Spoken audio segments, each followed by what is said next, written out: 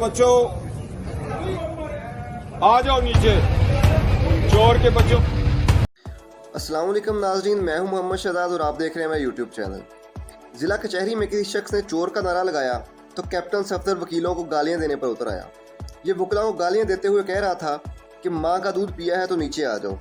चंद लम्हों बाद जब वकला नीचे उतरे तो उन्होंने कैप्टन सफदर और उसके हवारियों को गालियां देने पर ऐसा शानदार सबक सिखाया कि कैप्टन सफदर का जान बचाना मुश्किल हो गया। वकला गालियां देने पर आपे से बाहर हो गए। उन्होंने कैप्टन सफदर और उसके गुंडों की दुर्गत बना डाली।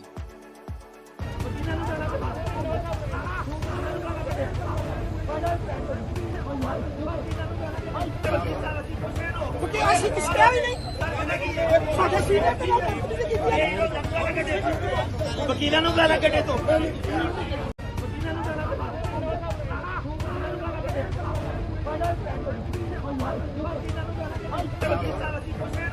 ਅਸੀਂ ਕੁਛ ਕਿਹਾ ਵੀ ਨਹੀਂ ਸਾਡੇ ਸੀਨੀਅਰ